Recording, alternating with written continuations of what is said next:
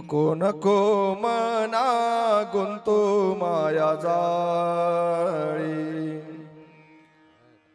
काळ आला जवळी ग्रासावया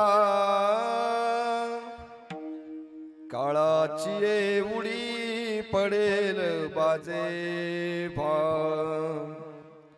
सोडविना ते माय बाप सोडविना बंधू पाटचे बहीण सेजची कामिनी दुरी राहे सोडविना राजा देशेचा चौधरी आणि का सोय रे भले भले तुका म्हणे सोडविना कोणी एका चक्रपाणी वाचोनिया काळाची एवढी पडेल बाजे भा सोडविना ते भा माय बाप तपो ज्ञान वैराग्य भक्ति स्वरूपम सदालंकृतं साधु संन्यास योगम मुखे यस्य वेदांत शास्त्रार्थ नितिम नमो नारायण गिरिजि प्रब्रह्म स्वरूपम श्री गुरु चरण सरोज रज निज मन मुकुर सुधारी बरनौ रघुबर बिमल जसु जोदायक फलचारी बुद्धिहीन तनु जानिके सुमिरो पवन कुमार बल बुद्धि विद्या देव मोही हरहु कलेश विकार जय हनुमान ज्ञान गुण सागर जय कपीस तिहु लोक उजागर रामदूत तुलित बलधामा अंजनी पुत्र पवन सुत नामा जय रघुनंदन जय सिया राम वक्रतुंड महाकाय सूर्यकोटि समप्रभ निर्विघ्नं कुरु मे देव सर्वकार्येषु सर्वदा गुरुर्ब्रह्मा गुरुर्विष्णु गुरुर्देवो महेश्वरा गुरुर्साक्षात् परब्रह्म तस्मै श्री गुरुवे नमः मस्तक हे पायावरी मस्तक हे पायावरी पार करे संताचा पार करे संताचा या पार करे संताचा या पार करे संता पार करे संताचा या पार करे संता ओ मस्तक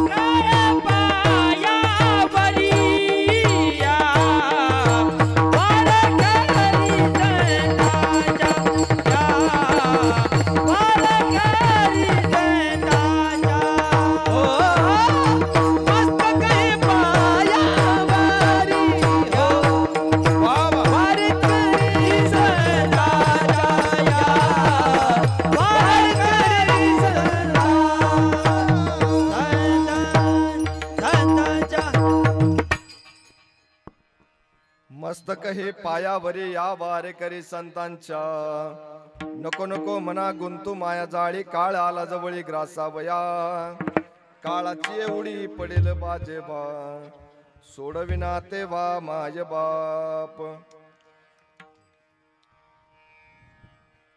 श्रीराम प्रभूंच्या पदस्पर्शाने पावनपुणे झालेल्या आपल्या या मायभूमीला वंदन करून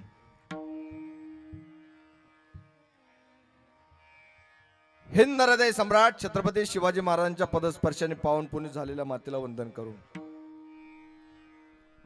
मुक्त कैवल्य तेजोनिधी परब्रह्म स्वरूप सद्गुरु योगीराज गंगागिरीजी महाराज, सद्गुरु नारायणगिरीजी महाराज, माऊली महावैष्णव श्रीमंत श्री ज्ञानोबाराय जगद्गुरु तुकोबाराय आदिकरू वारकरी संतांच्या स्मृतीला अभिवादन करून आपण या ठिकाणी आज ही कीर्तन रूपी सेवा सुरुवात करतोय. तत्पूर्वी वक्ता या नात्यानं काही पर्याय रूपी 2 शब्द बोलणं माझं आद्य कर्तव्य आहे. या परिवाराचे सगळे सोयरे नातलग आप्तेष्ट मित्र परिवार आपणा सर्वांना आजच्या विधीचं निमित्त ज्ञात आहे की आज ज्यांचं वर्ष श्राद्ध या ठिकाणी आहे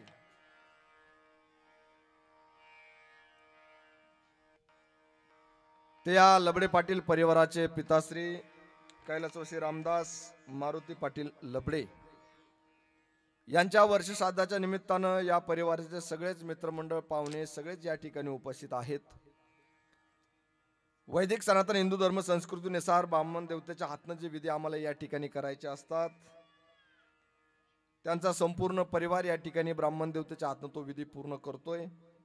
त्यामध्ये त्यांची पत्नी गंगा भागीरथी कलावती रामदास पाटील लबडे, त्यांचे बंधू श्री अण्णासाहेब मारुती पाटील लबडे, श्री लक्ष्मण मारुती पाटील लबडे, त्यांची मुलं श्री विठ्ठल रामदास पाटील लबडे, श्री नामदेव रामदास पाटील लबडे, ज्यांच्यामुळे या ठिकाणी येण्याचा योग श्री महेश रामदास पाटील लबडे, त्यांचे पुतणे श्री अशोक बाजीराव पाटील लबडे, श्री पंढरीनाथ केशव पाटील लबडे, श्री अंबादास कुंडलिक पाटील लबडे, असा लबडे पाटील परिवार या ठिकाणी हा पिंडदान विधी म्हणजे ब्राह्मण देवतेच्या हातनं वर्ष श्राद्धाचा विधी या ठिकाणी पार पडतोय. पण चला काय असतं, वारकरी संप्रदाय आमचा सर्वात श्रेष्ठ संप्रदाय, ज्या संप्रदायाने आम्हाला अतिशय सुंदर पद्धतीने विचारधारा घालून दिलेली आहेत ना, ती विचारधारा म्हणजेच हा अध्यात्म आहे. आणि अतिशय सुंदर प्रकारे आपण जे नियोजन या ठिकाणी केलेलं आहे, निश्चितच या लबडे पाटील परिवाराचं वारकरी संप्रदायावर असणारं विशेष प्रेम म्हणून आपण ही सगळे कीर्तन या ठिकाणी आयोजित करण्यात आलेली आहेत. या कीर्तनाला ज्यांची साथ अतिशय सुंदर अशी लाभत आहे. वास्तविक पाहता मी जेव्हा इथं रामकृष्ण हरी चालू केला असं वाटलं कीर्तन पडलं असेल, पण सुंदर अशी गायनाची साथ या ठिकाणी केल्यानंतर आमचे परमादरणीय संगीत विशारद हरिभक्तपरायण रावसाहेबजी महाराज वेताळ, खऱ्या अर्थानं आपल्या श्रामपूरचं भाग्य आहे की फार महाराज मोठी मोठी महाराज या ठिकाणी आहेत. महाराज या ठिकाणी ज्यांची चाल आपण या ठिकाणी ऐकली ते संगमनेर तालुक्याचं भूषण आमचे परमादरणीय संगीत विशारद शिवनाथजी महाराज पवार, ते सुद्धा या ठिकाणी उपस्थित आहेत. ज्यांचा मृदंग आपण या ठिकाणी ऐकतोय, गेल्या आता अर्धा तास झाला असेल तसा मृदंग या ठिकाणी आपल्या कानावर त्याचा ध्वनी नकळत पडतोय. आणि निश्चित आपण या ठिकाणी ज्या अर्थी तुमचे डोळे पाणावलेले दिसले याचा अर्थ तुम्हाला गायन आणि मृदंग फार आवडलेला दिसतो. आमचे हरिभक्तपरायण मृदंग विशारद प्रसादजी महाराज गायकवाड ते सुद्धा या ठिकाणी आहेत, त्यांनाही धन्यवाद. ज्यांची साऊंड सिस्टीम अतिशय सुंदर पद्धतीने या ठिकाणी आहे. वास्तविक पाहता आमचा आवाज तुमच्यापर्यंत पोहोचवणं हे फार महत्त्वाचं असतं. आणि विशेष करून ज्यांची साऊंड सिस्टीम इथं आहे ते विशेष करून तेच ऑपरेटर आहेत आणि इतकी सुंदर ऑपरेटिंग ते या ठिकाणी करत असतात. मी आपल्या लोणी गावचं भूषण आमचे आमटे पाटील परिवार यांना मी खऱ्या अर्थानं धन्यवाद देतो की इतकी सुंदर साऊंड सिस्टीम त्यांनी या ठिकाणी लावलेली आहे. त्यानंतर आता जे या ठिकाणी चित्रीकरण करत आहेत, हा जो कॅमेरा तुम्हाला इथं दिसतो, हे कार्य फार अवघड आहे महाराज, एवढं सोपं नाही आहे. रोज 2 वेळेला 2 महाराजांची कीर्तनं रेकॉर्डिंग करणं, ते घरी गेल्यानंतर ते परत MP4 मध्ये करून परत ती यूट्यूब चॅनलला सोडणं, याला जवळजवळ एक दिवसाचा वेळ निघून जातो. पण तरी सुद्धा अतिशय आनंदाने आणि प्रभावीपणे जे चित्रकरण करत असतात ते यूट्यूब चॅनलवाले आमचे परमादरणीय संगमनेरवरून ते आपल्या कार्यक्रमाला आलेले आहेत. आमचे उमेशजी भाऊ, त्यांच्याकरता एकदा टाळ्या वाजवा. सुंदर ते या ठिकाणी आपलं सगळं चित्रीकरण या ठिकाणी करत आहेत. आणि तुम्ही सगळेच भाविक, मी भाविक शब्द मुद्दामून वापरेल कारण कीर्तनाची आवड सहसा कोणालाही तयार होत नाही. ज्यांच्या अंतकरणामध्ये भगवान परमात्मा सदैव वास करत असतो ना, तोच खरा अर्थानं या ठिकाणी येण्याचा अधिकारी असतो. आणि मला माहिती आहे आपण सर्वजण या ठिकाणी उपस्थित राहिलात, याचा अर्थ तुम्हाला भगवान परमात्म्याविषयी अंतकरणामध्ये भगवान परमात्म्याने भेट द्यावी हा भाव तुमच्या अंतकरणामध्ये असल्यामुळे आपण सर्वजण या ठिकाणी उपस्थित आहात. आता आपल्याला कीर्तन सुरू करायचं आहे. जोपर्यंत कीर्तन चालू झालं, किती वाजले? 11:30 वाजले. कीर्तन चालू झालं पण संपेल तेव्हा संपेल. हा भाव ज्याच्या ठिकाणी असतो ना, तो खरा अधिकारी या ठिकाणी कीर्तन श्रवणाचा असतो. म्हणून या ठिकाणी सुंदर असं नियोजन या लबडी पाटी परिवारानं केलेलं आहे. आपल्यासारखी जाणकार मंडळी या ठिकाणी आहेत. महाराज तुम्ही सुद्धा या ठिकाणी आलेत, तुमचे या ठिकाणी धन्यवाद देतो. सगळेच आमच्या साई सद्गुरू गंगागिरीजी गुरुकुल चे विद्यार्थी या ठिकाणी आणलेले आहेत. वास्तविक पाहता ही मुलं फार मोठी मोठी घरातली आहेत महाराज. बागायतदारांची मुलं या आपल्या गुरुकुलामध्ये मुलांनी आणून ठेवलेली का? कारण या मुलांना आता त्यांना जास्त कमवायची गरज नाही. फक्त आईवडिलांनी जे कमावलेलं आहे ना, ते फक्त आयुष्यभर टिकवणं हे आजच्या कलियुगामध्ये फार महत्वाचं झालेलं आहे, सगळ्यात महत्वाचं झालेलं आहे. नाहीतर आम्ही परिस्थिती फार भयान आहे. शहराकडली परिस्थिती सुद्धा आता गावोगावी यायला लागली. 7वीचे आणि 8वीचे मुलं तंबाखू खात बसतात टपरीवर. हा भयान प्रकार पाहिल्यानंतर असं वाटतं की खऱ्या अर्थानं आमचं शिक्षणच चांगलं होतं, की त्यावेळेला आमचा आईचा धाक आमच्यावर असायचा, आमच्या बापाचा धाक आमच्यावर असायचा, गुरुजींचा धाक आमच्यावर असायचा, म्हणून ते शिक्षण चांगलं होतं. पण आज या ठिकाणी खऱ्या अर्थानं ते सगळं बाजूला, कारण कलियुग आहे महाराज. म्हणून या कलियुगामध्ये आपल्या मुलांना चांगले संस्कार लागावेत म्हणून साई सद्गुरू गंगागिरी गुरुकुलाची स्थापना प्रवारनगर या ठिकाणी केलेली आहे. आणि या ठिकाणी ते विद्यार्थी आहेत, त्यांना या ठिकाणी धन्यवाद देतो. सगळ्यांना धन्यवाद देतो आणि आपल्या चरणी नतमस्तक होतो. सेवेला सुरुवात. विठाला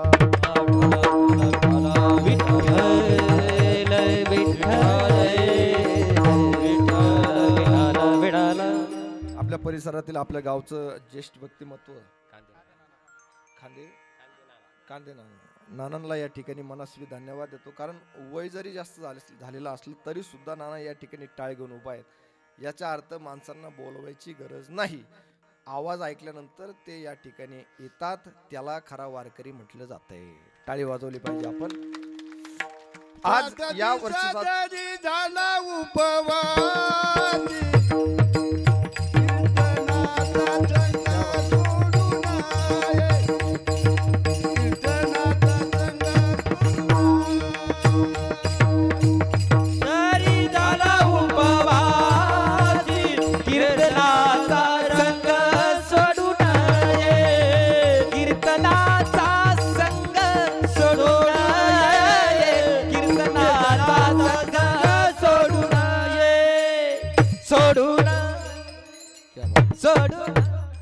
आज या ठिकाणी आपल्या या लबडी परिवारावर विशेष प्रेम असणारे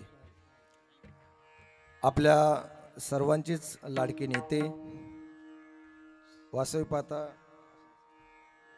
ज्यांचं वारकरी संप्रदायावर एक विशेष प्रेम आहे आणि प्रेमाचीच व्यक्ती खऱ्या अर्थानं अशा कार्यक्रमांना भेट देण्याकरता येत असते. मी आपल्या तालुक्याचं भूषण आमचे परमादरणीय भाऊसाहेबजी महाराज कांबळे साहेब यांचं या ठिकाणी सहर्ष स्वागत करतो आणि त्यांना धन्यवाद देतो. टाळ्यांच्या गजरामध्ये आपण स्वागत केलं पाहिजे.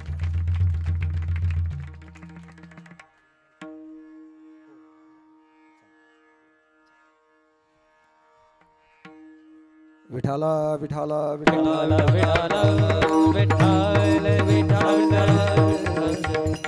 आजचा मी जो अभंग या ठिकाणी सेवेकरता निवडला, एकदम लक्ष इकडे द्यायचं. कारण जोपर्यंत आपल्या दोघांचंही मन जुळत नाही तोपर्यंत तुम्हाला कीर्तन सहजासहजी कळणार नाही. नाही तर तुम्ही फक्त माझं चित्रच पाहत बसशाल की असा असा महाराज होता, दाढी होती, फेटा बांधलेला होता. जर तुम्हाला चिंतनच जर ऐकायचं असेल तर इतकी शांतता प्रदान करा की खऱ्या अर्थानं माझ्या मुखातून निघालेला ज्या साधू संतांनी आम्हाला मार्ग दाखवला त्या मार्गानुसार जे आम्ही बोलतो, आमच्या मुखाला साधू संतांच्या आशीर्वादानं जे येतं ते तुमच्या हृदयाच्या कुठंतरी कानाकोपऱ्यात पोहोचवण्याकरता आपल्याला शांतता प्रदान करणं फार महत्वाचं आहे. कारण नवविधा भक्ती आहे. या नवविधा भक्तीमध्ये सगळ्यात श्रेष्ठ भक्ती जर कोणती असेल तर ती एकमेव भक्ती म्हणजे श्रवण भक्ती आहे. आणि आपण सर्वजण या ठिकाणी श्रवण करत आहात. शांत श्रवण करायचे, इकडे लक्ष द्यायचं. फक्त पाण्याच्या बाटल्या नसल्या तरी चालेल. विठाला विठाला विठाला विठाला आजचा अभंग जो या ठिकाणी निवडलेला आहे तो जगद्गुरु तुकोबरायांनी आम्हाला आमचा मार्ग दाखवलेला आहे. साक्षात वैराग्याचे मूर्तिमंत पुतळे आम्ही का म्हणतो? कारण ज्या तुकाराम महाराजांनी स्वतःचं सगळं दान देऊन टाकलं होतं. वास्तविक पाहता एवढी श्रीमंती असताना, ज्या महात्माची जमीन नदीच्या किनारी असताना, ज्या महात्म्याला खऱ्या अर्थानं लोकांचं दुःख देखावलं नाही, पाहावलं नाही, अशा वेळेस सुद्धा तापलेल्या उन्हामध्ये सुद्धा एक कठोर निर्णय घेणारे एकमेक व्यक्तिमत्व जर कोणतं या महाराष्ट्राला लाभलं असेल तर ते आमच्या वैराग्य मूर्ती, आमच्या वारकरी संप्रदायाचा कळस वैराग्य मूर्ती जगद्गुरु तुकोबराय महाराज. लक्षात घ्या. तुकाराम महाराज आहे का? कारण सगळ्यात पहिली कर्जमाफी जर या जगामध्ये जर कोणी केली असेल तर ते आमच्या तुकाराम महाराजांनी केलेली आहे. म्हणून आयुष्यभर त्यांचे ऋण आम्ही कधीच फेडू शकत नाही. मग त्या तुकाराम महाराज सुद्धा अनुभवाला जे आलं तेच आमच्या समोर मांडलंय. स्वतःच्या मनाला जगद्गुरु तुकोबराय या ठिकाणी स्पष्ट सांगतायत की हे मना, नको नको मना. काय सांगतात सांगू? अरे मना, तू या संसार रूपी मायाजाळामध्ये गुंतू नकोस. कारण हा संसार म्हणजे हा असत्य आहे, सत्य नाही आहे.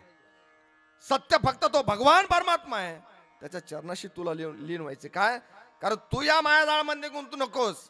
काळ आला जवळी ग्रासावया. तो काळ आहे, तो वेळ आहे, कधीच कोणाकरता थांबत नाही.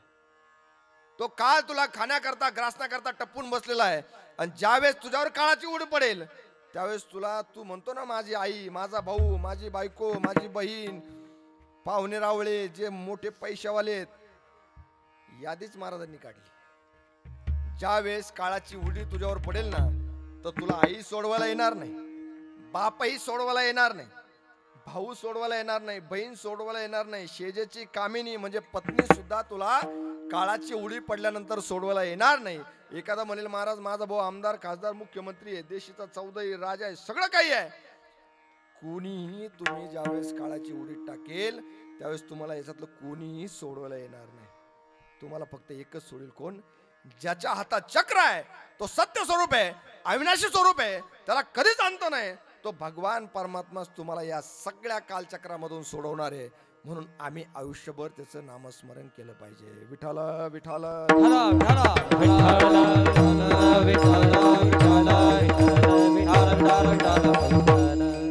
एखादा म्हणेल महाराज आयुष्य झालंय मी कधी देवाला बघितलं नाही. देव आम्हाला दिसेल तरी कसा हो? आमची भक्ती जर सगळी त्या संसाराकरता जर असेल तर आम्हाला खरंच देव दिसेल का? नाही दिसणार महाराज. त्याच्याकरता खऱ्या अर्थानं या ठिकाणी आपण आहोत ना, तर जीवनभर आम्ही त्या ठिकाणी भगवान परमात्म्याची भक्ती केली पाहिजे. विठाला विठाला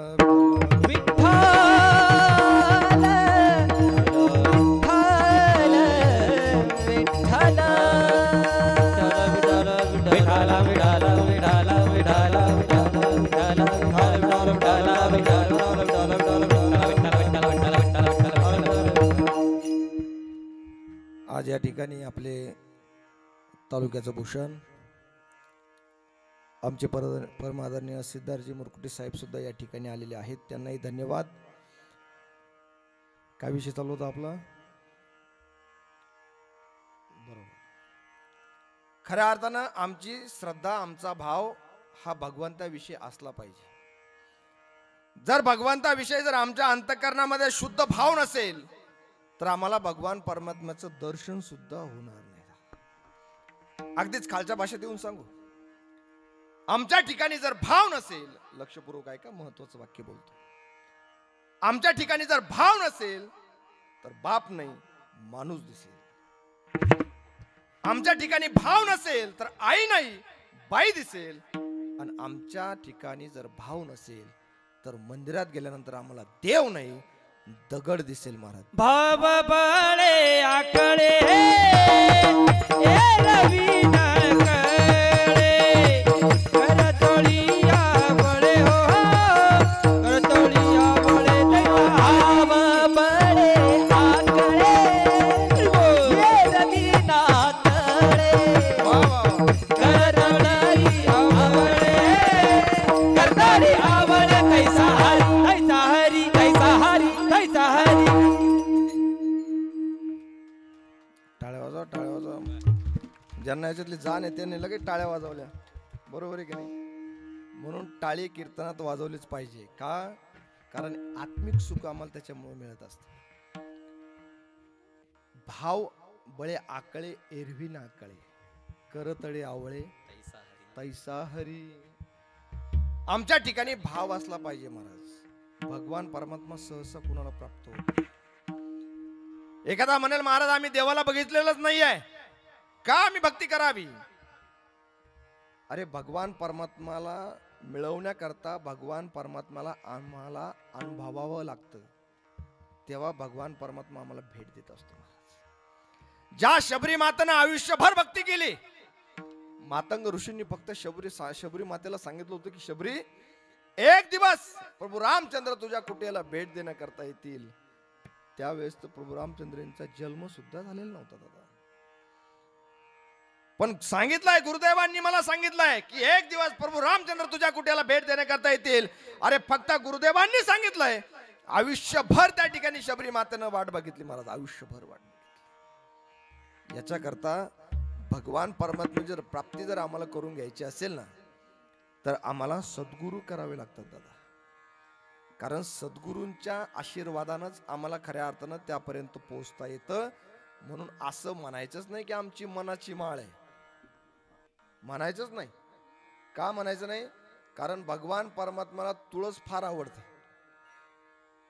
आणि ज्याच्या गळ्यामध्ये शुद्ध भावनेने घातलेली ती तुळशीची माळ आहे, पवित्र माळ आहे, अशा भक्तांवर देवाचं विशेष लक्ष असतं. तुळशी माळ गळा गोपीचंद टिळा, तुळशी माळ गळा गोपीचंद टिळा, तुळशी माळ गळा गोपीचंद टिळा, तुळशी माळ गळा गोपीचंद टिळा.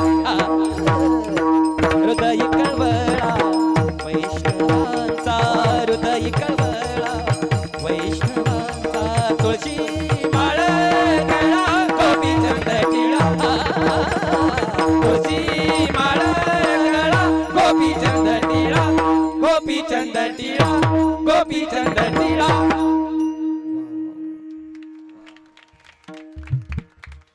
भगवान परमात्म्याला आवडत असणारी विशेष तुळशीची माळ आमच्या गळ्यामध्ये असली पाहिजे.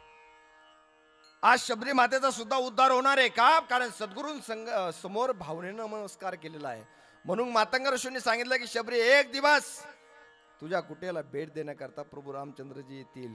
आयुष्यभर वाट पाहिली. शबरी मातेनं इतकी वाट बघितली की आता दिसायला सुद्धा शबरी मातेला कमी पडायला लागलं होतं.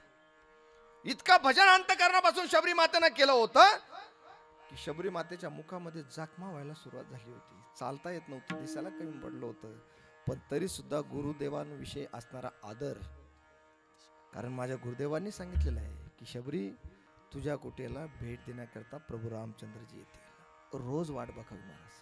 आएंगे जब रघुराई तब आसन पर बिठाऊंगी, मीठे मीठे बेर अपने हाथों से खिलाऊंगी, साथ साथ लक्ष्मण जी का दर्शन होगा, शबरी की कुटिया का पावन होगा, जब मेरे राम जी का शबरी की कुटिया का पावन होगा. आयुष्यभर वाट पाहिली महाराज आणि अंतिम समयाला भगवान रामप्रभूंनी शबरी मातेच्या कुटेला भेट दिली. शबरी मातेचं पुण्य बघा काय असेल, काय भाग्यवान ती शबरी असेल की शबरी मातेनं शेवटच्या क्षणी नवविधा भक्तीचं प्रतिपादन करून घेतलं आणि स्वतःचा उद्धार करून घेतला. आमच्या जीवनामध्ये सुद्धा आम्हाला असं वाटत असेल की भगवान परमात्म्याने आम्हाला भेट द्यावी, तर आयुष्यभर त्या भगवान परमात्म्याचं नामस्मरण करत होता. आम्ही जीवनामध्ये आल्यानंतर इतके कष्ट करा, मरुस्तवर कष्ट करा, भगवान परमात्म्यावर विश्वास ठेवा. एक दिवस असा येईल की भगवान परमात्म्यालाच काय, पण भगवान परमात्म्याच्या बापाला सुद्धा तुम्हाला येऊन द्यावं लागेल. आयुष्यभर भक्ती करा त्या भगवान परमात्म्याची. आयुष्यभर अंतकालेच मामे स्मरण युक्त्वा कलेवरम. अरे अंतिम समाला भगवान परमात्म्याचं नामस्मरण जरी एखाद्याने घेतलं तरी त्याला मोक्ष प्राप्त होत असतो. आणि आम्ही तर आयुष्यभर भगवान परमात्म्याची सेवा करतो, आम्हाला का मोक्ष प्राप्ती होणार नाही? नाहीतर एक मात्र मला भेटलो होतं, आयुष्यभर त्यांनी नामस्मरणच केलंच नाही. त्याचं फक्त इतकं रंगेल का उन्हाळा लागला की ते पहिलं गावच्या लोकांना म्हणत, ए जत्रा कधी आपली, मग कोणता तमाशा आणायचा, काय आणायचं, सगळं त्याचं नियोजन ते चालू. म्हणलं दादा देवाची भक्ती नाही करायची का, एखादा कीर्तन आयोजन करू. तो म्हणतो महाराज इतक्या दिवस नाही केलं आणि आता करून काय करायचं. लक्षात येत आहे तुमच्या? शेवटच्या क्षणाला सुद्धा आम्हाला जर भगवान परमात्म्याविषयी आवड तयार झाली तरी सुद्धा आम्हाला मोक्ष प्राप्त होतो महाराज. पण एक तुम्हाला सांगतो, अंतिम समयाला भगवान परमात्म्याचं नाव मुखाला येण्याकरता आम्हाला तेवढे प्रयत्न सुद्धा करावे लागतात. आता इथं बरेचसे पाठीमागे मुलं बसलेले आहेत, फार लक्षपूर्वक ऐका. वार्षिक परीक्षा असते, मला सांगा किती तासाचा पेपर असतो? 3 तासाचा पेपर असतो. लक्षपूर्वक ऐका. 3 तासाचा पेपर देण्याकरता जवळजवळ वर्षभर अभ्यास करावा लागतो. बरोबर आहे की नाही? आता काही ना 2-3 वर्ष करावं लागतो. तुम्ही असले म्हणजे तुमच्या लक्षात आलं. 3 तासाचा पेपर देण्याकरता आम्हाला वर्षभर अभ्यास करावा लागतो. तसं भगवान परमात्म्याचं नामस्मरण आमच्या मुखाला शेवटच्या क्षणाला येण्याकरता आम्हाला आयुष्यभर भगवंताचं भजन करावं लागतं. आता आयुष्यभर भजन करायचंय, आयुष्यभर नामस्मरण करायचं, आयुष्यभर चिंतन त्या भगवान परमात्म्याचं करायचं. का? कारण तो सत्य आहे, सत्य टिकतं, खोटं अजिबातही टिकत नाही. अरे मागच्या आठवड्यामध्ये जर आम्ही एखादा पिक्चर जर एकदा थिएटरला जाऊन बघितला असेल ना, तरी त्याच्यातले गाणे आम्हाला लक्षात राहत नाही. पण 750 वर्षापूर्वी सुद्धा माऊलींनी आम्हाला या ठिकाणी जे घडवलं, जे सांगितलं, आमच्या उद्धाराकरता जो हरिपाठासारखा ग्रंथ आमच्या तुमच्या आणि आमच्या समोर ठेवला, तो सगळ्यात पवित्र आहे आणि सत्य आहे. दादा लक्षात घ्या. उभारीला ध्वज तिन्ही लोकावरी, उभारीला ध्वज तिन्ही लोकावरी, ऐसी चराचर कीर्ती जाची, ऐसी चराचर कीर्ती जाची. उभारीला ध्वज तिन्ही लोकावरी, उभारीला ध्वज तिन्ही लोकावरी, ऐसी चराचरी कीर्ती जाची, ऐसी चराचरी कीर्ती जाची.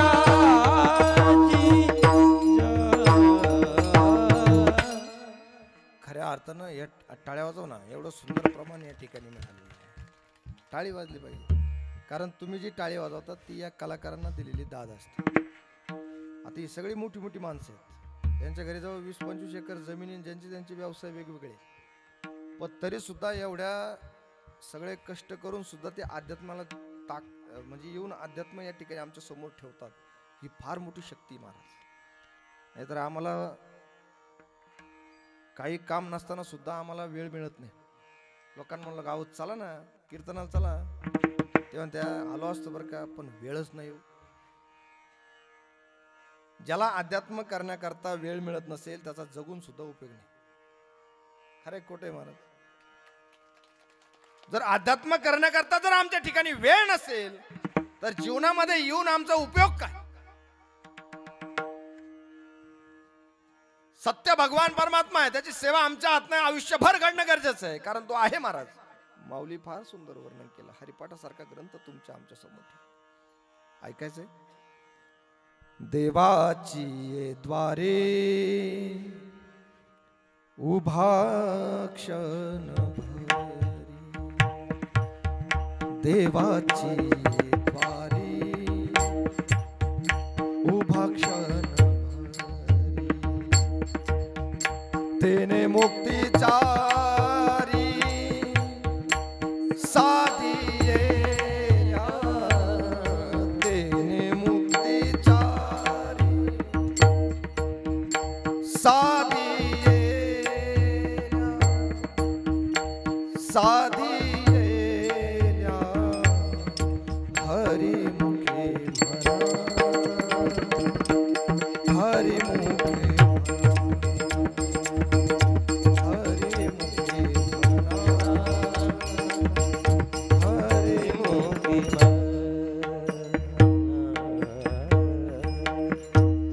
तुम्हाला गोड वाटलं की नाही ऐकायला? काय कारण हे सत्य आहे. पण सत्य असणाऱ्या परमेश्वराला आम्ही विसरून जातो दादा. सत्य असणाऱ्या परमेश्वराला आम्ही विसरून जातो आणि असत्य असणारा संपूर्ण संसार आम्ही सत्य मानतो, म्हणून आम्हाला देव मिळत नाही. तुम्ही महाराज आयुष्यभर परमार्थ करतोय, आम्ही रोज मंदिरात जातोय, पायवारी सोडित नाही, परिसरातील एकही कीर्तन आम्ही सोडत नाही, एकही सत्संग आम्ही सोडत नाही, पण तरी सुद्धा आम्हाला देव का मिळत नाही?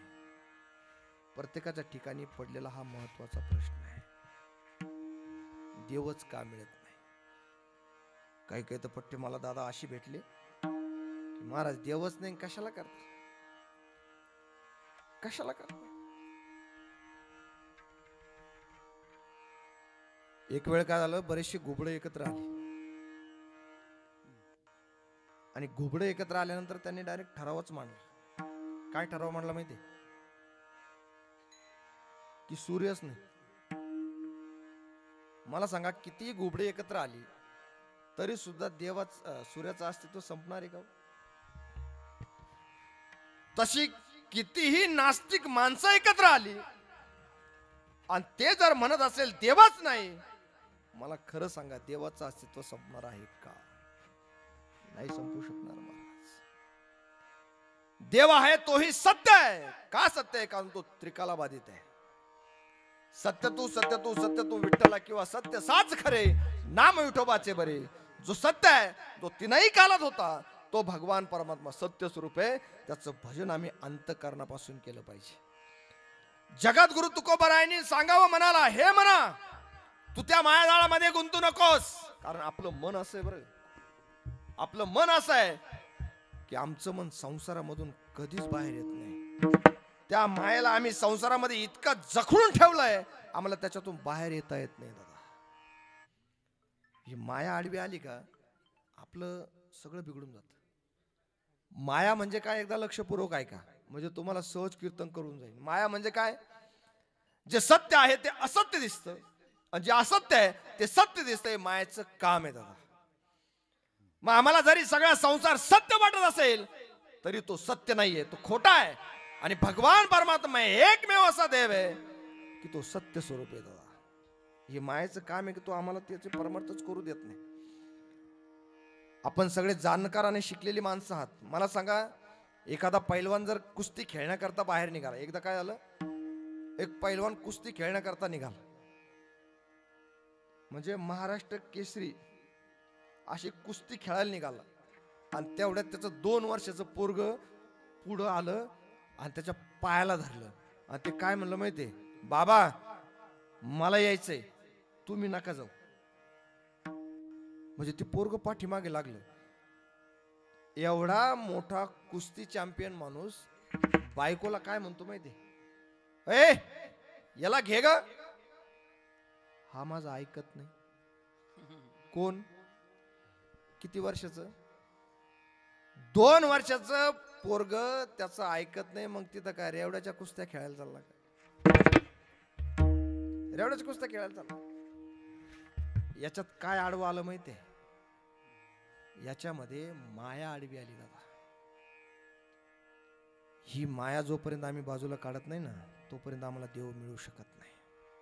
आमचं मन कधीच आम्हाला एका ठिकाणी तर कधीच, आमचं मन कसं असलं पाहिजे तुम्हाला सांगतो. ही जी लहान लहान लेकरं असते ना 2-4 वर्षाची, या मुलांसारखं आमचं मन असलं पाहिजे. यांच्या डोक्यामध्ये काहीच नसतं महाराज, नित्तळ मन असतं, साप असतं यांच्या डोक्यात. काही डोक्यात खरे विचार आपले आहेत.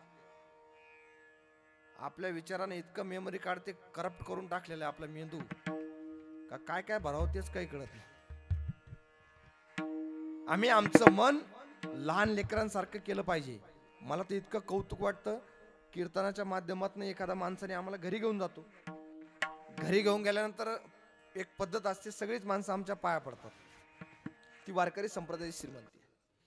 सगळे पाया पडल्यानंतर एक 3 वर्षाचं पोरग बाजूला उभं राहतं, ते पायच पडत नाही. त्याचा म्हणतो, ए पाया पड ना. ते म्हणतो, मी नाही पडणार. आता त्याला इतका वाईट वाटत, सगळे पाया पडले आणि मी मालक आहे घरचा आणि माझंच पोरग पाया पडत नाही, महाराजांना देखत. मग त्याला अजून वाईट वाटतं. ते म्हणतं, ए पाया पड ना, मरशीन का? तरी ते नाही म्हणतं, ते भीतीला उभं जाऊन उभं राहत. मग तो असं मानत, पाया पड ना, का मरशील का? तो म्हणतो, मी नाही पडणार. त्याला विचारलं ना, तू का पडत नाही? ती इतकं गोड उत्तर देतं. ते म्हणतो, महाराज अजून जर मी पापच केलं नाही तर पाया पडायची गरज काय? येत आहे लक्षात तुमच्या? हे मन आम्ही आमचं असं बनवलं पाहिजे की या मनाचं शुद्धीकरण इतकं शुद्ध असलं पाहिजे, हे मन इतकं शुद्ध असलं पाहिजे की त्या शुद्धतेनुसार खऱ्या अर्थानं आम्हाला भगवान परमात्म्याची आसक्ती वाटायला पाहिजे. तुकाराम महाराज एका अभंगामध्ये म्हणतायत, हेची थोर भक्ती आवडते देवा. कोणती भक्ती? संकल्पावी माया संसाराची. संसारावर असणारी माया, संसारावर असणारं प्रेम, संसारावर असणारी आसक्ती सोडून केलेली भक्ती देवाला आवडते. आणि जी माणसं अंतःकरण पूर्वक भगवंताची सेवा करतात ना, खऱ्या अर्थानं त्याच माणसाला भगवंताची प्राप्ती होते. अनुभव प्रत्येकाला येत असतो. मला प्रत्येकाला पावलोपावली अनुभव येत असतो की त्याच्यामुळेच मी वाचलो. प्रत्येकाला आमच्या अंतःकरणामध्ये दुःख आहे आणि भगवान परमात्मा सुद्धा इतका हुशार आहे, तुम्हाला सांगतो. ज्या ठिकाणी दुःख असतं ना, त्या ठिकाणीच भगवान परमात्मा वास करत असतो. एकदा कौरव पांडवांचं युद्ध संपलं, कौरव मारले गेले आणि सगळं राज्य धर्माच्या स्वाधीन भगवान परमात्म्याने केलं आणि निघून चालले होते. जात असताना कुंती माता आडव्या झाल्या, अरे कृष्ण चाललास कुठे? तर कृष्ण परमात्मा काय म्हणले माहितीये? कृष्ण परमात्मा म्हणाले की आता माझं इथं काम नाही. ती म्हणे का? कारण ज्या ठिकाणी दुःख असतं त्याच ठिकाणी मी असतो. मग कुंती मातेनं काय मागावं माहितीये? देवा, अरे जगामध्ये जेवढे दुःख असतील तेवढे एकट्याच्या वाटीला दे, बस तू फक्त आमच्यामध्येच राहा. हे म्हणणारं सुद्धा व्यक्तिमत्व जगामध्ये असावं लागतं दादा. आमचं मन शुद्ध असलं पाहिजे, त्याशिवाय काहीच नाही. पाप आमच्या शरीरातून कुठून प्रवेश करतं माहितीये? आमच्या शरीरात पाप कुठून प्रवेश करतं? आता इथं तुमच्या डोळ्या पापण्या आहेत, खालीवर होतात. कोणाकोणाचे होतात? होतात का? कशाने होतात माहितीये? कशाने होतात? पापाने. आता किती वेळेस उघड सापवत ती घरी जाऊन मोजा. इथं नका मोजू. आमच्या डोळ्यातून पहिलं पाप प्रवेश करतं आणि नंतर आम्ही त्या दिशेने जागायला लागतो. पण आमचं मन शुद्ध करून आम्ही जर एका ठिकाणी जर थांबलो ना, तर भगवान परमात्मा सुद्धा आम्हाला भेट देतो दादा. आणि दिली ना दादा. या सुखा कारणे देव वेडावला हो, वैकुंठ सोडोनी संत सदनी राय. अरे ज्या देवाला वैकुंठ आवडलं नाही तो साधू संतांच्या घरून नांदतोय, त्यांचा संसार काय असेल नांदे तया घरी दैवत पंढरीचे. किंवा पिवळा पितांबर कैसा गगनी झळकला, गरुडावरी सोनी माझा कैवारी आला. कितीतरी प्रमाण तुमच्या आमच्या ठमो ठेवलंय का? अरे या साधू संतांनी फक्त भक्ती केली, ती देवाच्याच करता केली, कधीच काय मागितलं नाही. काही मागणे हे आम्हानुचित, हे वडिलांची रीत जानत, वडिलांची रीत जानत सो, वडिलांची रीत काही मागणे आम्हा अनुचित, वडिलांची रीत जानत, वडिलांची रीत जानत से, वडिलांची रीत जानत, जानत जानत जानत. काही मागणे हे आम्हा अनुचित, वडिलांची रीत जाणत असे. कधीच साधू संतांनी देवाकडे काही मागितलं नाही. आणि जगद्गुरु तुकोबा राय हे असे संत आहेत की ते उत्तम प्रकारचे क्रांतिकारक संत आहेत. तुकाराम महाराज हे उत्तम प्रकारचे एक वैद्य आहेत. तुकाराम महाराज हे उत्तम प्रकारचे फिलॉसॉफर आहेत. तुकाराम महाराज हे उत्तम प्रकारचे विचारवंत संत आहेत. तुकाराम महाराज काय हे जर आम्हाला अनुभवायचं असेल तर आम्हाला तुकाराम महाराजांची गाथा पाहावी लागेल. महाराज तुकाराम तुकाराम तुकाराम तुकाराम तुकाराम तुकाराम तुकाराम तुकाराम. नाम घेता का पेयम, नाम घेता का पेयम, नाम घेता का पेयम, नाम घेता का पेयम. धन तुकोबा समर्थ, धन तुकोबा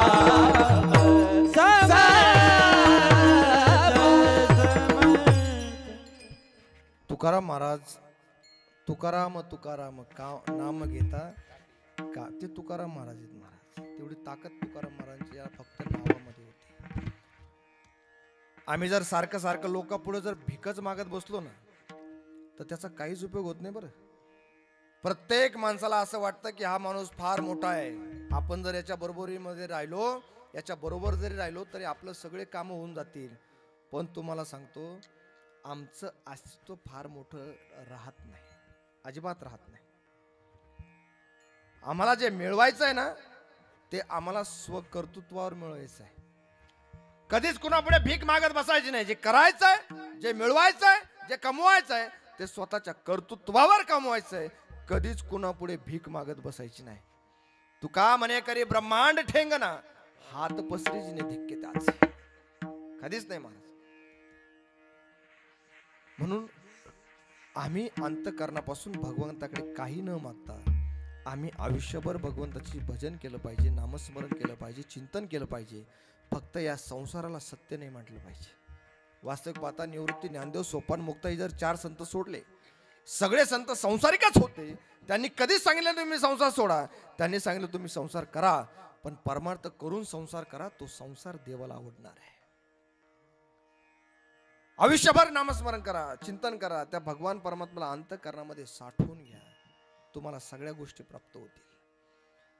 तुकाराम महाराज स्वतःच्या मनाला सांगावं, हे म्हणा त्या मायाजाळामध्ये गुंतू नकोस. का? कारण तो काळ तुला खाण्याकरता, ग्रासण्याकरता टपून बसलेला आहे. ज्यावेळेस काळ, वेळ, ठिकाण जुळून येते ना त्यावेळेस आम्हाला नकळत त्या मृत्यू लोकांमधून निघून जावं लागतं. कारण आमच्या जन्माची वेळ ठरलेली आहे, आमच्या मरणाची वेळ जन्माच्या वेळेला ठरलेली आहे. भगवान परमात्मा सांगावं, जा तुला आता इथून पुढे 50 वर्षाचं आयुष्य आहे. मग आम्ही मुलांचा चांगला वाढदिवस पहिला मोठा थाटामाटात घालतो, पण आम्हाला काय माहिती की आमचं आयुष्य तिकडं 1 वर्ष कमी व्हायला लागलं.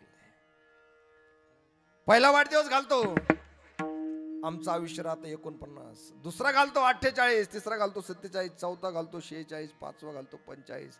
असं करता करता करता करता एक दिवस असा येऊन जातो की नकळत माणसं म्हणत असतात, अरे अरे अरे तो जर तिथं गेलाच नसता तर या गोष्टी घडल्याच नसत्या.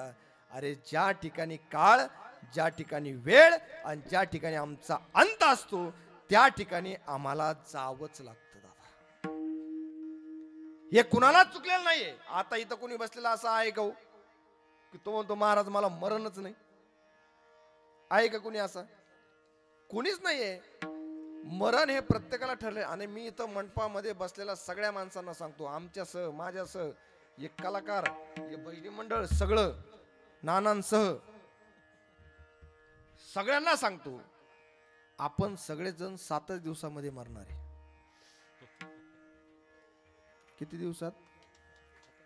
मग चांगलं का वाईट? काही काही म्हणते बरं झालं आम्ही मागच बसलो, आमचा तुमचा संमतच नाही भाऊ. कुठं सगळे 7च दिवसामध्ये मरणार आहे. पण पुढचं वाक्य ऐका, कोणी सोमवारी मरण, कोणी मंगळवारी मरण, कोणी बुधवारी, कोणी गुरुवारी, कोणी शुक्रवारी, कोणी शनिवारी, कोणी रविवारी. परत आहे का पुढचा वार? म्हणून या 7च दिवसामध्ये मरणार आहे. कळलं का? जायचंय महाराज आम्हाला मृत्यू लोकांमध्ये. लोकांचं असं झालंय बरं का, तुम्हाला खरं सांगतो, लोकांकडे पैसा अमाप झालेला आहे, अमाप पैसा झालाय. त्यांनी काय केलं, त्या पैशाच्या सगळ्या FD तयार केल्या, बँकेमध्ये टाकून दिल्या आणि त्या पावत्या घरी आणल्या, कपाटात ठेवल्या आणि त्याचं राखण करीत बसले. भाऊ, कधी छातीत चमक निघन आणि कधी जावा लागेल सांगता येत नाही बरं. मग तेथे न क्या बात चले काही मग तेथे नसे काही. सत्ता संपत राहील ठाई. सत्ता संपत राहील ठाई ठाई. पुढे संचेत पुढे संचेत जाते पायी. तुका म्हणे तैय माना विदाया कारे अवका. दिलाया कारे अवकाश. तुका म्हणे करी यमाना करिया करे अवकाश.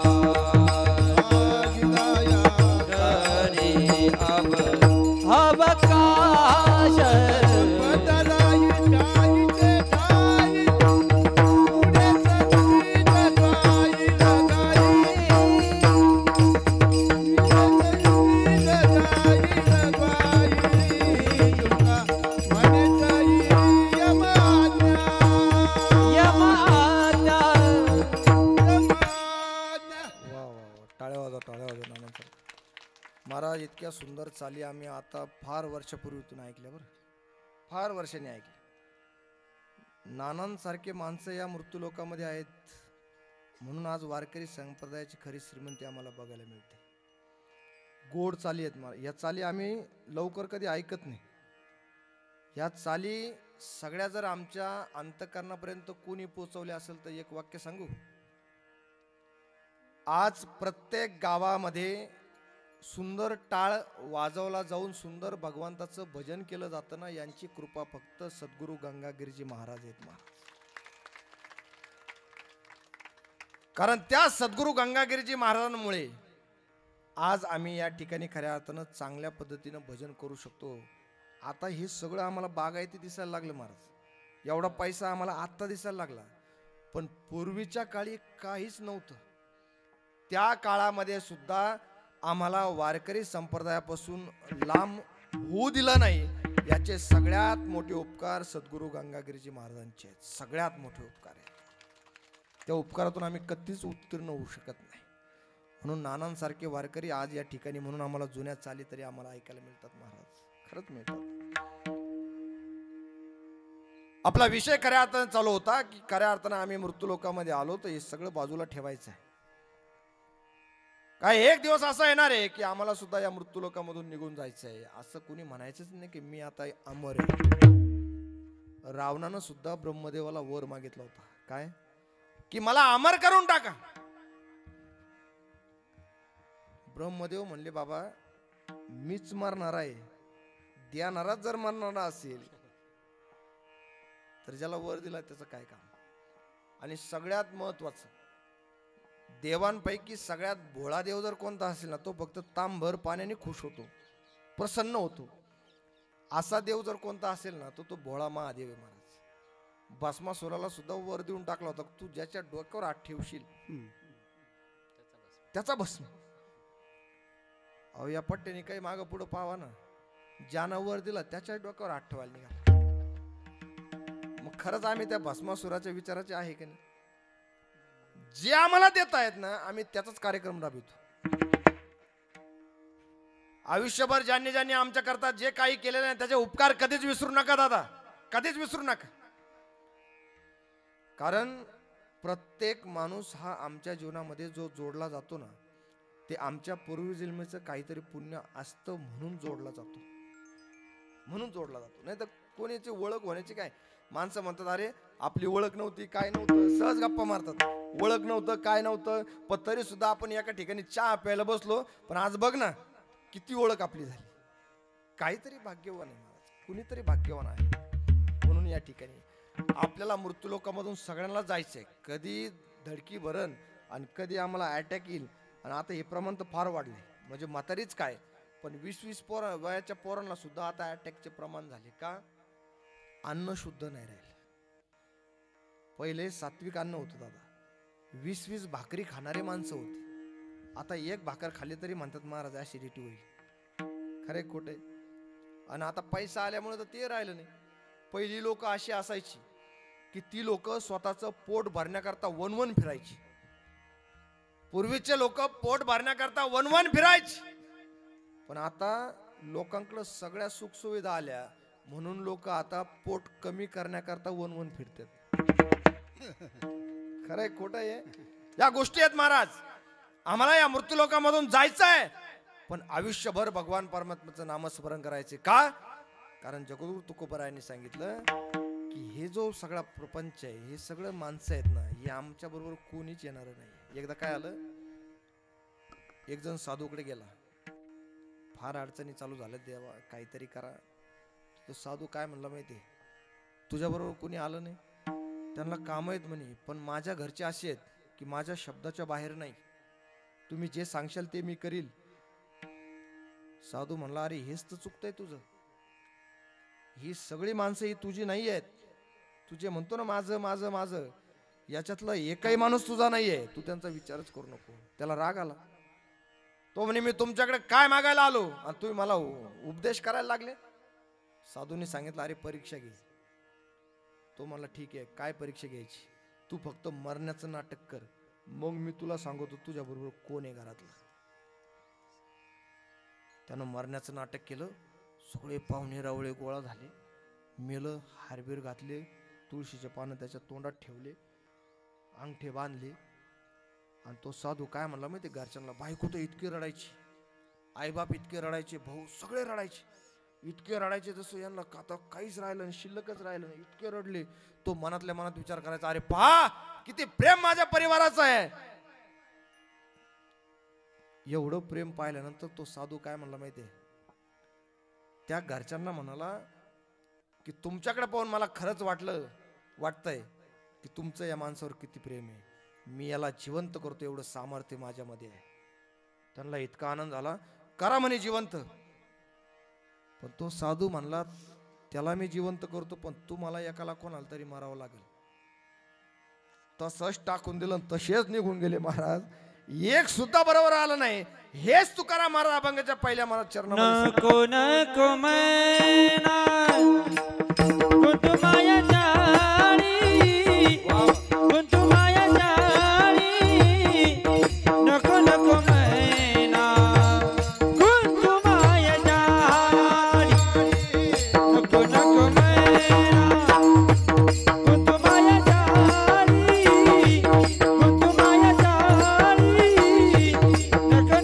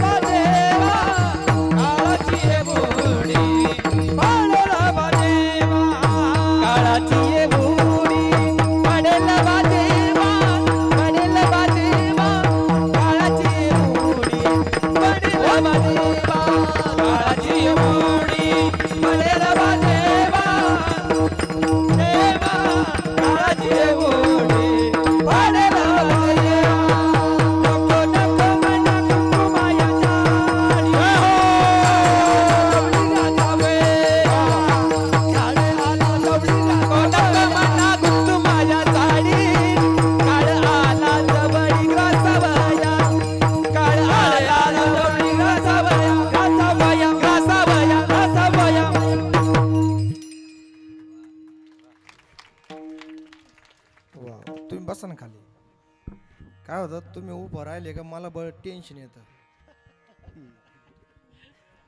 पुढं सरका तुम्ही पुढं सरका महिला मंडळ सारखं पुढं मी सगळेच मान्यवर या ठिकाणी सारखा पुढं भाग सगळे सारखा पुढं.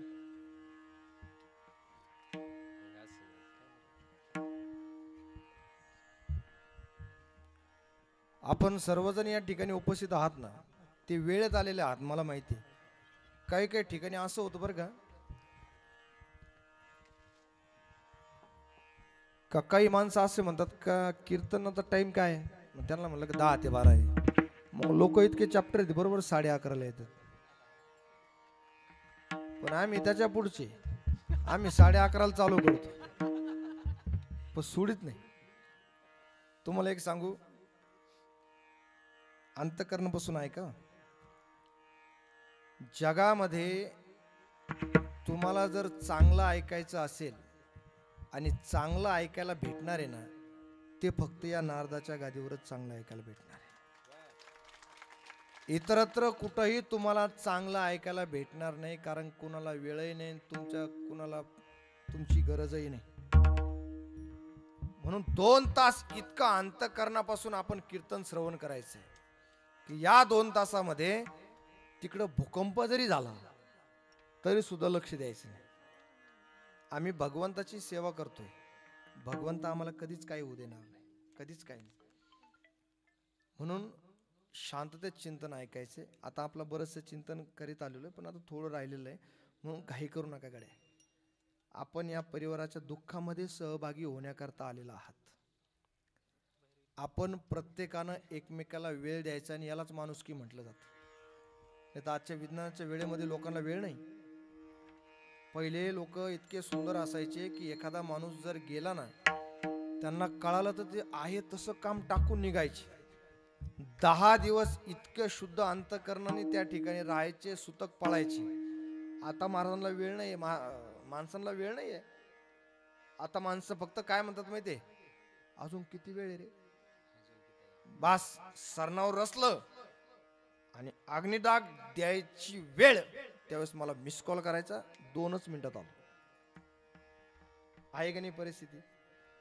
यानं काहीच साध्य होणार नाही. मला तुम्ही एखाद्या घरी गेला ना तर पुरेपूर वेळ द्या आपल्या माणसांकरता. आणि आपलीच माणसं अशी आहेत की आपल्या कामाला येणार आहेत. लोक कोणी येणार नाही.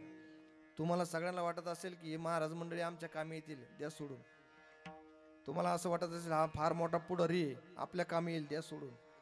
आपला परिवार सगळं जग आपल्याला ज्यावेळेस सोडून जातं ना त्यावेळेस आपला परिवारच आपल्या बरोबर राहतो. परिवारच त्या परिवाराबरोबर चांगला वेळ द्या महाराज. पूर्वीचे लोक घरी जायचे तुम्ही कुठले पाहुणेरावळे कोणते सगळे गोतावळा एकत्र करायचे दिवस दिवस मुक्कामी राहायचे न भेट होता सध्या इतकं अंतकरण गैवरून यायचं दुसऱ्याला भेटण्याकरता. आता पार मोबाईल जवळ आहे व्हॉट्सअपचा मेसेज सुद्धा चेक करते नाही. वास्तविक परिस्थिती. म्हणून आपण आलेला आहात वेळ द्या. आपण काय कीर्तन फार 4 वाजेपर्यंत करणार नाही कारण आम्हाला कार्यक्रम मलाही निघायचं आहे. त्याच्यामुळे जास्त वेळ या ठिकाणी घेणार नाही पण योग्य जी वेळ आहे त्या वेळेमध्ये मी कार्यक्रम सोडण्याचा प्रयत्न करेन. फक्त शांत आहे का आता काय मी प्रमाण वगैरे काही घेणार नाही. फक्त पटकन या ठिकाणी लगेच तुम्हाला 15 मिनिटात मोकळं करणार आहे. आता कशी चेअरवर असू आलं 15 मिनिटं म्हणलं चांगलं कीर्तन आहे का? काय विषय चालू होता आपला? तुम्ही म्हणशाल तुम्हाला जो उत्तर दिलंय तुम्ही तुमचंच पहा. विषय चालू होता की आम्हाला कोणी सोडवायला येणार नाही. फक्त कोण सोडवणार आहे? तो भगवान परमात्मा सोडवणार आहे. आई सोडवणार नाही. तुकाराम महाराज म्हणतात की सोडविना तेव्हा माय बाप. बहीण सोडणार नाही, भाऊ सोडवणार नाही, पत्नी सोडवणार नाही, कोणीच सोडवणार नाही. तर भगवान परमात्माच आहे. आम्ही या मृत्यूलोकामध्ये जन्माला आलेलो आहोत. आमच्या प्रारब्धाचे भोग भोगण्याकरता या संसारामध्ये आहे. आजपर्यंत माझा बाप म्हणत होता हे सगळं माझं आहे. आमचे आजोबा म्हणत होते माझं आहे. पंजोबा म्हणत होते माझं आहे. खापर पंजोबा डोपर पंजोबा सगळे पंजोबात म्हणत होते माझं आहे.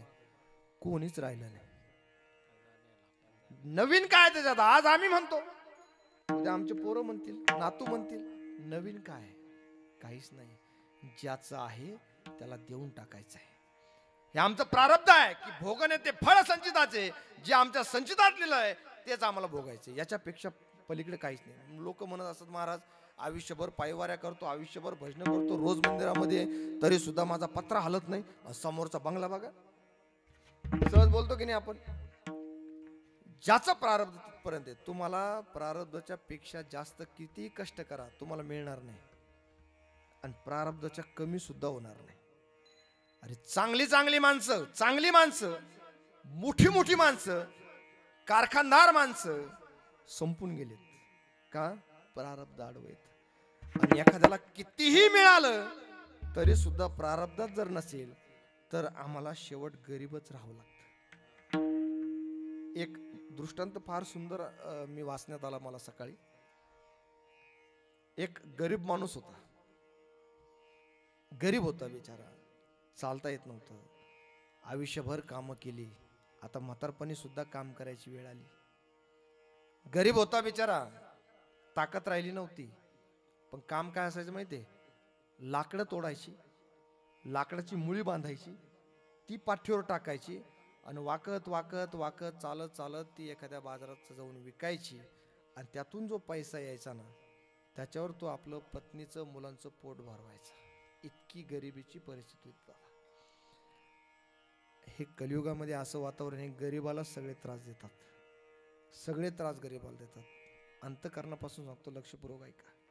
ही जी लहान लहान जी लेकरं असतात ना, लहान लेकरं असतात, गरीब असतात बिचारी,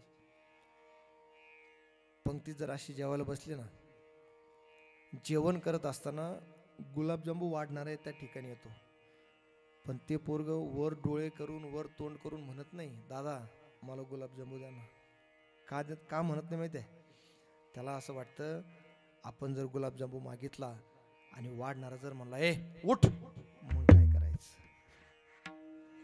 जगामध्ये आपण ज्यावेळेस पंक्तीला बसतो, एखादा मुलगा जर पंक्तीला जेवण करत बसेल असताना गरीबाचा, त्याला कधीच उठ म्हणायचं नाही दादा, कधीच नाही. अरे आम्ही मंदिरामध्ये जर 10 लिटर गोड तेल जर देत असू, लक्षपूर्वक ऐका बरं, महत्वाचं वाक्य बोलतोय. मंदिरामध्ये गेल्यानंतर आम्ही 10 लिटर गोड तेल देतोय, 8च किलो द्या दादा. पण ज्याला एखाद्याला जर गोड तेल नसेल तर त्याच्या घरी ते पोच करायचं शिका. दिवाळीचा उत्सव आम्ही एवढा मोठा साजरा करतोय. आम्ही जर दिवाळीचा स्वयंपाक करण्याकरता जर घरामध्ये 10 लिटर जर गोड तेल आणत असू तर 8च किलो आणा. पण आमच्या शेजारी एखाद्याच्या घरामध्ये जर गोड तेल नसेल तर ते पहिलं पहा, आणि जर ते गोड तेल त्याच्या घरामध्ये नसेल तर उरलेलं 2 लिटर गोड तेल त्याच्या घरी नेऊन द्या. तुम्हाला देव तिथं मिळेल महाराज, तिथं देव मिळेल. बाकीचं सोडून द्या, प्रारब्ध आहे. गरिबाची कोणी टिंगल करतं, कोणी करतं. त्याच्या ठिकाणी ज्ञान भरपूर असतं पण गरिबीने खचून जातो. एखाद्याकडे ज्ञान नसतं पण पैसा असतो तरी लोक म्हणतात वा वा वा, पैसा पैसा तेरे 3 नाम, परशा, परशु, परसराम. एखाद्याकडे काहीच नसू द्या, लोक त्याला काय म्हणतात, ए परशा. लोकांची मनस्थिती दादा. त्याचं थोडं 40-50 लिटर जर दूध चाललेलं असलं ना तर लोक म्हणतात काय परसराम काय चालू आहे.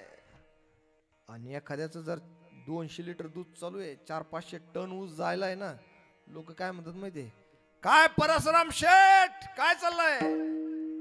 पैसा तेरे 3 नाम, परशु, परशा, परसराम ही व्यवस्थित परिस्थिती आहे. एखाद्या श्रीमंत माणसाला ठेच जरी लागली तरी सगळे माणसं, सगळं गाव त्याला पाहायला जातं की पाटील तुम्हाला ठेस लागली असं ऐकलं आम्ही.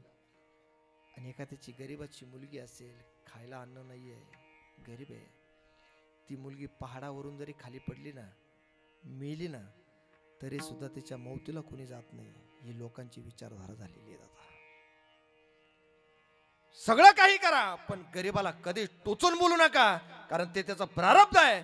तो सगळ्या यातना सहन करीत त्याचं आयुष्य जगत असतो आणि आम्ही नकळत त्याची टिंगल करतो. सोडून द्यायचंय. पाठीमागं बोलणं तर सोडून द्या, नाहीतर आम्हाला जर गप्पा मारायला विषय नसला तर आम्ही पाठीमागं बडबड करत असतो. भगवान परमात्मा ज्याची आम्ही टिंगल टावळी पाठीमागं करत असतो ना, भगवान परमात्मा त्याला काहीच करत नाही, यांनाच करीत असतो. एकदा काय आलं, एका बाईनं काय केलं, ताक तयार केलं आणि ते ताक चला बा फेकून देण्यापेक्षा ब्राह्मणाची मुलं आहेत ते तरी खातील म्हणून ते ताक ब्राह्मणाच्या घरी पाठवलं. त्या ब्राह्मणाच्या बाईनं मुलांना ते ताक खाऊ घातलं आणि मुलं रात्री तशीच झोपी गेली. जी मुलं झोपली ना ती परत आयुष्यात कधी उठली नाही.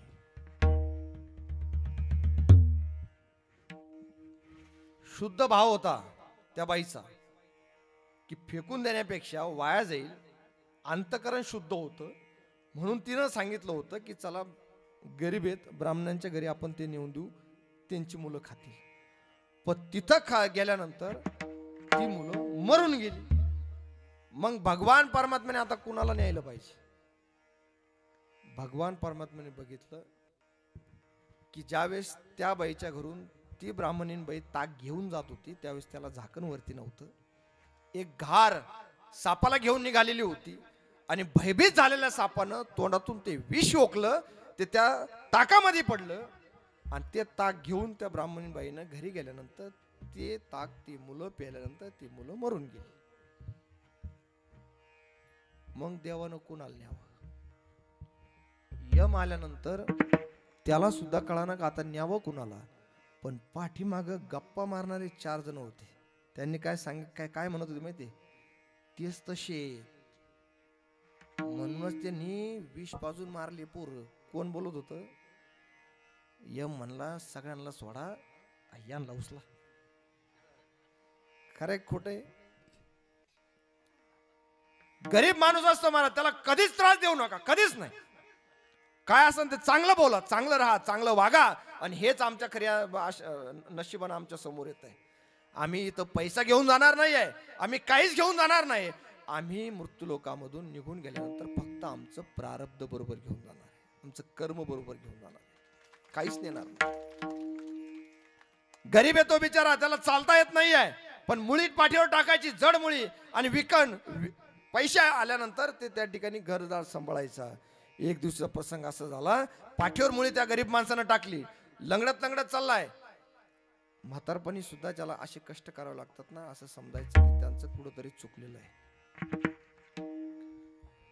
राजाने पाहिलं, अरे आपल्या राज्यामध्ये कोण माणूस आहे, एवढा म्हातारा माणूस आहे, चालताही येत नाही आणि एवढी जड मुळी उचलून तो निघालेला आहे. राजाला दया आली. राजाने उतरला आणि राजाने सांगितलं, हे बघ इथून पुढचं जेवढं शेत आहे, या शेतामध्ये जेवढी काही झाडं असतील ही आता इथून पुढे तुझीच, तुला कोणीच नाही म्हणणार नाही. त्याला इतका आनंद झाला. राजाने एवढं काय दिलं. मग आता तो मुळी विकायचा ना, मला फक्त प्रारब्ध तुम्हाला सांगायचे. पहिल्यांदा मुळी विकायचं लाकड तोडून, आता 30 लाकडं तोडायची, त्याचे कोळसे तयार करायचे आणि मग ते कोळसे विकायचे. असेच काही दिवस गेले. एकच झाड राहिलं तिथं. सगळं 20 एकरचा परिसर त्यानं तोडून मोकळा केला, जाळून त्याचे राख कोळसे तयार केले आणि विकले. ते विकल्यानंतर त्या ठिकाणी बघितलं एक छोटं झाड राहिलेलं होतं. राजाने परत बघितलं, रस्त्याच्या कडेने हात चालला होता, काळा पडलेला होता. राजाने विचारलं, अरे फार काळा पडलास, आता तुझी परिस्थिती कशी. तर ते काय म्हणलं माहितीये, ते म्हणून राजन, पहिलं आम्ही एकच टायमाला जेवायचो, आता तू एवढी झाडं आम्हाला दिलीत ना, तर आम्ही 2 टायमाला जेवतो. राजा काय म्हणला माहितीये, अरे 2च टायमाला जेवतो, असं काय केलं तू लाकडांचं, एवढी महाग लाकडं होती त्याचं काय केलं. त्यानं सांगितलं, पहिलं मी मुळी विकायचो, आता कोळशी करून विकतो. मग राजाला वाईट वाटलं, अरे डोक्यालाच हात लावला ना. जाय म्हणे, ते जे एक झाड राहिलेलं ना ते तोड, त्याचा खोड जाऊन विक, ते लाकूड जाऊन बघ, ज्याला जाणकार आहे, जो लाकडांचा जाणकार आहे त्याला सांग केवढ्याला घेतो. त्यानं ते तोडलं, त्या जाणकाराकडे घेऊन गेला. ते लहान झाडाची किंमत त्यानं 10,000 रुपये सांगितली. दुसऱ्याकडे गेला, त्यानं 15,000 20,000पर्यंत त्या लाकडाची किंमत गेली. आणि मग राजा म्हणतो, अरे अरे तुला आयुष्यभर कष्टच करायची होती, हेच तुझ्या प्रारब्धात. अरे तुला 20 एकर चंदनाची झाडं तुला दिली आणि त्या चंदनाची झाडाची कोळशे करून तू विकली, हेच तुझं प्रारब्ध आहे. आमच्या जीवनामध्ये सुद्धा अशा कितीतरी संध्या येत असतात. पण आमचं प्रारब्ध आडवं आलं ना. प्रारब्ध क्रिया माने क्या संचिताचा भोग भोगिल्याची भोग भोगिल्याची भोग तो न सुटे प्रारब्ध क्रिया माना संचिताचा भोग भोगिल्याची भोग भोगिल्याची भोग तो न सुटे विठोबा रखुमा जय विठोबा रखुमाई वरती हात करा, वरती हात करा. रखुमाई जय विठोबा रखुमाई चला, टाळी टाळी हो टाळी टाळी विठोबा रखुमाई जय जय विठोबा रखुमाई ओ विठोबा रखुमाई जय जय विठोबा रखुमाई विठोबा विठोबा विठोबा विठोबा रखुमाई जय जय विठोबा रखुमाई विठोबा रखुमाई जय जय विठोबा रखुमाई हरी जय जय हरी जय जय हरी जय जय हरी जय जय विठोबा रखुमाई जय जय विठोबा रखुमाई हरी जय जय हरी जय जय जय जय जय जय विठोबा रखुमाई जय जय विठोबा ओ जय जय जय जय जय जय जय जय हरी जय जय जय जय जय जय जय जय जय जय विठोबा रखुमाई जय जय विठोबा रखुमाई विठोबा रखुमाई जय जय विठोबा रखुमाई हरी जय हरी जय जय हरी जय जय जय जय जय जय हरी जय जय हरी जय जय हरी जय जय विठोबा रखुमाई जय जय विठोबा रखुमाई विठोबा रखुमाई विठोबा रखुमाई विठोबा रखुमाई विठोबा रखुमाई विठोबा रखुमाई विठोबा कोंडली कवता हरि हरि ज्ञानदेव पंढरीनाथ भगवान के माऊली ज्ञानेश्वर महाराज की जय महाराज की जय सच्चिदानंद सद्गुरु साईनाथ महाराज की जय विठोबा रखुमाई विठोबा रखुमाई विठोबा रखुमाई एक फक्त 10 मिनिटांमध्ये या ठिकाणी कीर्तनाला आपल्याला आता पूर्ण विराम द्यायचा आहे. आता एकला फक्त 10च मिनिटं बाकी आहे. 10 मिनिटांमध्ये आपण इथं आता पंक्ती धरून बसणार आहे. चालेल ना? तसं तुम्ही म्हणा बरं का. कारण काय आलं दादा, माझं संभाजीनगर जिल्ह्यामध्ये कीर्तन होतं. कीर्तन काल्याचं होतं आणि काल्याची वेळ होती 10 ते 12ची. आणि 10ला कीर्तन चालू झालं आणि 11ला माझं घड्याळ बंद पडलं बरं का प्रवीण भाऊ. 11 वाजता माझं घड्याळ बंद पडलं. आता 11ला बंद पडल्यानंतर मी घड्याळाकडे पाहायचो. 11 वाजले, माझं कीर्तन चालू. बाबा 1 वाजला, 1:30 वाजला, 2 वाजले. 10 ते 2 कीर्तन, 3-4 तास कीर्तन चाललं. आता पुढचे तुमच्यासारखे जाणकार होते आणि मी जास्त कीर्तन पुढच्या लोकांकडे बघूनच करतो. का? कारण ते जाणकार असतात, हाकेला प्रतिसाद देणारे माणसं असतात. रडायला लावलं तर रडतात, हसायला लावलं तर हसतात, समजून सांगण्याचा प्रयत्न केला तर प्रतिसाद देतात. म्हणून मी पुढच्यांकडे पाहून कीर्तन करतो. मागच्यांचं कसं राहतं, त्यांना आवडलं तर बसतात, नाही आवडलं तर बसत नाही. माझं कीर्तन चालू जवळजवळ 3.5 तास 4 तास कीर्तन चाललं. पुढचे काहीच म्हणा ना, पण मागचं एक म्हातारा असं उठलं, असं जाडजूड होतं. आता दाखवायला माणसं राहिले नाही तशी. मिशा अशा वीरप्पन सारख्या अशा गोल मिशा मारलेल्या. जेच लोक तुडीत तुडीत तुडीत तुडीत आलं व पुढं. आता जवळ ते माग होतं तर मला काय वाटलं नाही. जसं जसं ते पुढं यायला लागलं ना तसं भेसूर दिसायला लागलं. म्हणलं दादा काही चुकलं का. बरं त्याच्याकडे ती काठी होती, आकडीची काठी, त्याला काय म्हणते अशी काठी, कोल्हापुरी चपला अशा कार कार कार कार वाजतच फेटा काढलेलं मात्र असं जवळ जवळ आलं. म्हणलं दादा काही चुकलं का. तो काही चुकलं नाही बाबा, तुला कोणी आणलं त्याच्याकडे पाहतो म्हणे. म्हणून तुम्ही मला वेळ सांगायची, आपलं काय नाही, तुम्ही नाही म्हणले बसले, बरोबर आहे की नाही. पण मला माहिती तुम्ही नाही म्हणणार नाही. चला प्रवीण भाऊ, तुम्ही मागच बसले, तुम्हाला बघितलंच नव्हतं. या ठिकाणी आपल्या गावचे सरपंच सुद्धा आहेत आमचे प्रवीण भाऊ. चांगली माणसं आहेत, जीवाला जीव देणारी माणसं आहेत, त्यांनाही या ठिकाणी धन्यवाद देतो. आणि खऱ्या अर्थानं आता थोडाच वेळ आपल्याला या ठिकाणी घ्यायचा आहे, कारण मी आता कीर्तनाला अभंग जो निवडलेला आहे तो खऱ्या अर्थानं आमच्या जीवनाचे आमचे डोळे उघडणार आहे. नको नको मना गुंतू माया झाली, काळ आला. ज्या वेळेस अगदीच आपल्या भाषेमध्ये सांगू का, ज्या वेळेस यम आपल्याला न्यायला येतो ना, तो काळ आपल्या डोक्यावर येऊन बसतो ना, आता आपल्याला जायचंय, त्यावेळेस कोणीच आपल्या बरोबर येणार नाही. हे सगळं अभंगामध्ये यादीच लिहिली महाराजांनी. ती सगळी यादी मी तुमच्या पुढे वाचली. आई वडील भाऊ बहीण बायको पाहुणे रावळे श्रीमंत माणसं कोणीच येणार नाही. तुला फक्त तुझ्या जीवनामध्ये जर तुझा उद्धार करून घ्यायचा असेल तर त्या भगवान परमात्म्याचं नामस्मरण आयुष्यभर कर, तोच तुझा उद्धार करणार आहे दादा, लक्षात घ्या. एक देवराज नावाचा ब्राह्मण होता. एक कथा वाचनात आली मला, बरं, शिवमहापुराण ग्रंथ ज्यावेळेस मी अभ्यास करत होतो त्यावेळेस एक कथा मला फार सुंदर ऐकायला वाचायला मिळाली. मी तुम्हाला सुरुवातीला जे बोललो ना की तांब्याभर पाण्याने प्रसन्न होणारा देव जर कोणता असेल ना तर तो भोळा महादेव आहे. कुणालाही काही देऊन टाकतो महाराज. मला फक्त तुम्हाला सांगायचं काय की अंतिम समयाला सुद्धा आपण भगवान परमात्म्याचं नामस्मरण केलं पाहिजे, अंतिम समयापर्यंत. आणि ज्याच्या मुखाला अंतिम समयाला जरी नाव आलं ना तरी त्याला मोक्ष प्राप्ती होतो. एवढाच प्रसंग सांगायचा आणि मला कीर्तन संपवायचे दादा, कारण आपला अभंग जवळजवळ संपलेला. फक्त शेवटचं सांगतो की ज्याच्या हातामध्ये चक्र आहे ना तो अविनाशी स्वरूप आहे.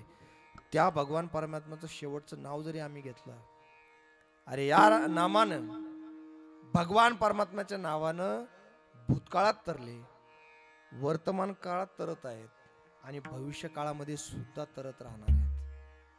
इतकी त्या नामामध्ये ताकद आहे. राम नामानं माणसंच काय, पण राम नामानं दगड सुद्धा तरली होती. दगड सुद्धा. भगवान परमात्म्यामध्ये ताकद होती का नव्हती त्यांनीच पाहिलं. मोठेले दगड पाण्यात टाकून पाहिले, लहान दगड पाण्यात टाकून पाहिले, तरी सगळे बुडाले. शेवटी हनुमंतरायाने सांगितलं होतं की तुमच्यामध्ये जी ताकद नाही ना ती तुमच्या नामामध्ये आहे, म्हणून ते पाण्यावर दगड तरतायत. इतकी ताकद नामस्मरणामध्ये राहते. एक देवराज ब्राह्मण आहे. तो देवराज ब्राह्मण इतका घातकी होता, चोऱ्या मारा करायचा. आपली मुलं जर आयुष्यभर आपल्या मुलांना चांगले संस्कार लावा, ज्या पालकांनी आपल्या मुलांना चांगले संस्कार लावण्यामध्ये कमी पडले ना त्यांना त्याचे परिणाम भोगावे लागले. दुसऱ्याला दोष देत बसू नका. लोक म्हणतात आमचा मुलगा तसा नाही, पण संगती सोबतीनं राहत. आम्हाला बऱ्याच संगती लागा ना, आम्ही तर सगळे लोक घेऊन चालतो.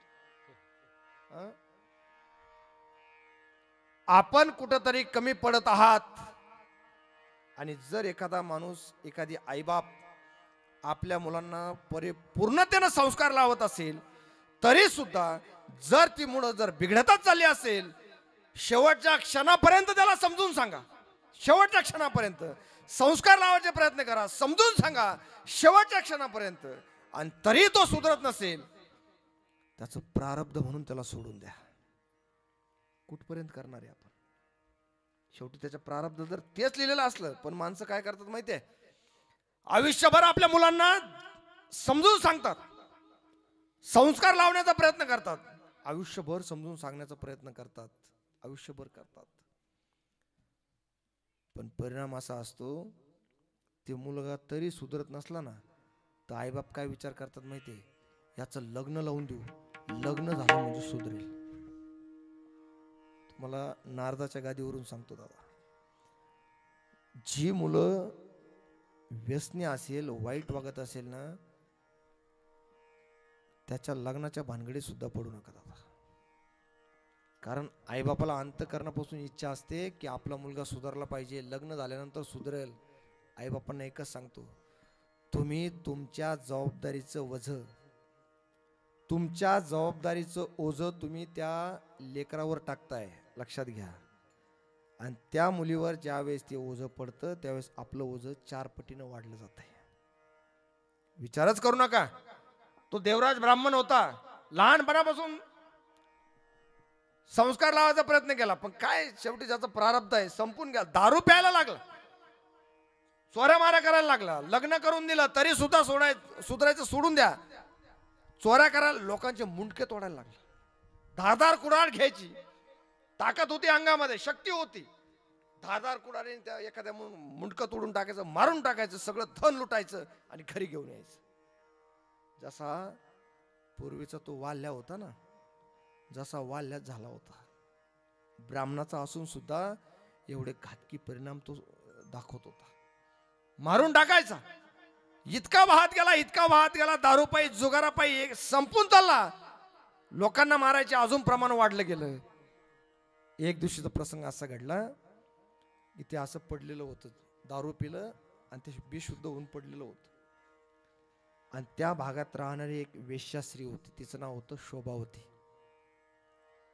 तिने विचार केला, अरे याच्याकडे एवढी शरीर संपदा आहे, याच्याकडे पैसा आहे, धन आहे, लोकांना मारण्याची याच्यात ताकद आहे, याला जर आपण घरी घेऊन गेलो तर आयुष्यभर हा लोकांना लुटील आणि ते सगळं धन आपल्याला आणून देईल. म्हणून तिनं त्याला घरी घेऊन गेला. वेश्यास्त्रिया अशा असतात की ते स्वतःचं अंतःकरण कधीच दुसऱ्याला देऊ शकत नाही. ज्या ठिकाणी स्वार्थ आहे त्याच ठिकाणी त्या जोडल्या जातात. आणि म्हणून त्याला घरी घेऊन गेली. सकाळी जाग आल्यानंतर पाहायला लागला, अरे मी तर माझ्या घरी नाही, नेमकं आलो कुठं. त्या शोभावतीने सांगितलं, त्याला दिसलं सुंदर स्त्री आहे. त्यानं विचारलं, मी इथं कसा. तर ती शोभावती काय म्हणली माहितीये, एवढी माणसं या परिसरामध्ये राहतात तरी सुद्धा माझं तुमच्यावर प्रेम बसलाय, तुम्ही आता इथंच राहा. सुंदर आहे दिसायला, ते तिथंच राहिलं. आयुष्यभर चोऱ्या मारा करायच्या, आयुष्यभर लोकांची मुंडकी तोडायची, सगळं धन आणायचं, सगळी संपत्ती लुटून आणायची आणि तिच्या स्वाधीन करायची. असेच काही दिवस गेले. म्हातारा झाला. हे शरीर आमचं जे असतं ना, जैसे जीर्ण वस सांडीजे मग नूतन वेळीजे तैसे देहांत राजे स्वीकारीजे चैतन्य नाते. जसं आम्ही नवीन कपडे घातल्यानंतर ती जुनी होतात, जुनी कपडे झाल्यानंतर आम्ही ती टाकून देतो आणि नवीन कपडे परिधान करतो, या शरीराचं सुद्धा तसंच आहे. शरीर उपाजत आहे, तरुण होत आहे, वृद्धावस्था येते, आता पार मरणाच्या टायमाला हे आत्मतत्व सुद्धा त्या शरीराचा त्याग करते आणि त्याच्या कर्मगतीनुसार त्याला पुढील गती प्राप्त होतं. त्याचं नाव मृत्यू सांगितलेलं आहे. थकून गेलं, शक्ती राहिली नाही आता लोकांना मारायची. मग आता याचा उपयोग संपलायला काढून द्यायचंय. कसं काढून द्यायचं, शेवटी वेश्याच होती ती. त्या शोभावतीने एक दिवस सकाळी त्या देवराजला विचारलं, देवराज अरे तुझं माझ्यावर किती प्रेम आहे ते मला आज बघायचंय. तर त्यानं काय सांगावं माहितीये, तू काय म्हणशील ते मी करायला तयार आहे, कुणाला मारून आणू सांग. तर ती म्हणली, कुणाला मारायची गरज नाही, पण तुझं जर माझ्यावर प्रेम असेल ना तर आज घरी जायचं आणि तुझ्या पत्नीचं मुंडकं तोडून माझ्यापर्यंत घेऊन यायचं. त्या नालायकानं मागचा पुढचा काही विचार करायला पाहिजे होता. पतिव्रता स्त्री घरामध्ये आहे, मनामध्ये फक्त सात्विक भाव पतीविषयी आहेत, ती पतिव्रता आहे. त्याला थोडाही काळजाला पाझर फुटला नाही. महाराज 10,000 कुऱ्हाड हातामध्ये घेतली आणि घराच्या दिशेने निघाला त्या वेश्ये करता. घरी पत्नीने विचार करावा, किती दिवस झाले माझे पती नाही आहेत, काय करत असतील. भगवंताला प्रार्थना करायची की देवा काही नसलं तरी चालेल आम्हाला, आम्ही उपाशी राहून जीवन जगू, पण माझा नवरा ज्या ठिकाणी आहे ना त्याला फक्त सुखी ठेव. हे भाव अंतःकरणामध्ये ठेवून त्या देवराजची पत्नी त्या ठिकाणी झोपी गेलेली आहे. मुलं झोपलेली आहेत, मध्यरात्र आहेत. हा देवराज त्या ठिकाणी आल्यानंतर हातामध्ये कुऱ्हाड आहे, धारदार शस्त्र आहे. महाराज मागचा पुढचा काही विचार करायला पाहिजे होता या देवराजनी. पत्नी झोपेत असताना जो वार त्यानं मानेवर केला, पत्नीच्या धड आणि मुंडकं वेगळं होऊन गेलं. त्याला थोडी सुद्धा दया आली नाही. लहान लहान लेकरं होती, बिचारी उपाशी झोपली होती. त्या आईनं पदराचा बोळा मिठाचं पाणी केलं, पदराचा बोळा असं त्या मुलाच्या ओठावरून फिरवला होता आणि ते चाटत चाटत चाटत ते पोरग तसंच झोपी गेलं होतं. बायको तर मारली, पण पोरं सुद्धा पडेल होते, त्यांची सुद्धा मुंडकी या देवराजनं मारून टाकली. आणि ती 3 मुंडकी हातामध्ये धरून तो त्या शोभावतीकडे आला, जी वेश्या आहे. त्या ठिकाणी आल्यानंतर त्याने ती किंचाळलीच, अरे मी तुला फक्त सांगितलं होतं, तुझ्यात ताकद राहिली नाही, मला वाटलं तुला काही दया माया येईल, तू घरी राहशील म्हणून तुला पाठवलं होतं, तर तू माझ्यासाठी स्वतःच्या पत्नीचं 4 चौकामध्ये तू तिला वरमाला घातली होती ब्राह्मण देवतेच्या साक्षीनं, माझ्यासाठी तू तिचा मुंडका तोडून आणला. अरे माझ्यापेक्षा सुंदर स्त्री उद्या जर तुला भेटली तर तू माझं सुद्धा मुंडकं उडवशील. चालता हो या ठिकाणावर. म्हणून त्या ठिकाणी तो आता पश्चाताप व्हायला लागलाय.